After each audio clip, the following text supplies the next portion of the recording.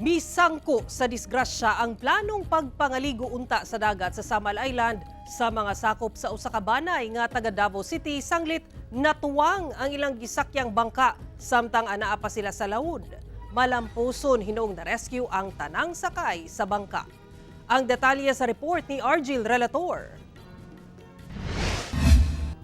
Naningkamot kining mga pasahero nga makalutaw, human nayabo sila, human natuwang ang gisakyan nilang motorized bangka samtang anaa sa kadagatang sakop sa Davao City Sabado sa buntag. Nakakontak pa sila sa ilang mga kabanay aron magpakitabang, luyo nga nangabasa na ang ilang mga cellphone. Sumala sa mga sakay sa bangka nga pulos magkabanay, gikan sa Purok 18 Packs Barangay Panakan, padulong unta sila mga ligo sa kaputian Samal Island.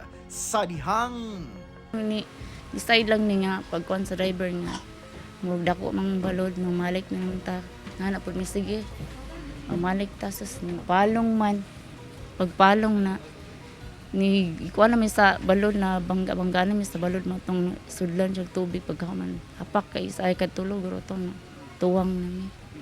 Pagtuyok na sa bangka aron unta mo balik, didto na matud pa sila natuwang. 11 matud pa ang sakay sa motorized bangka.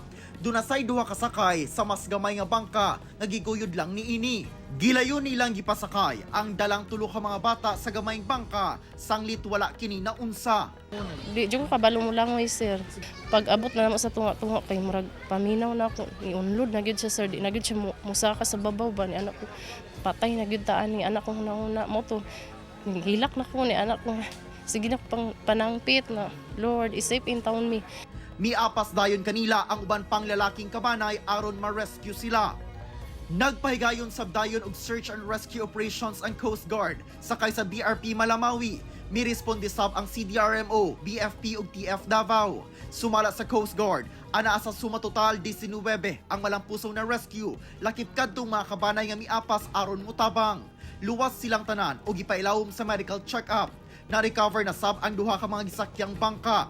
Dugang pa, usa ka fishing bangka ang gisakyan o dili mamahimong mukarga og mga pasahero. Parayon pang ginaimbestigahan ang hitabo.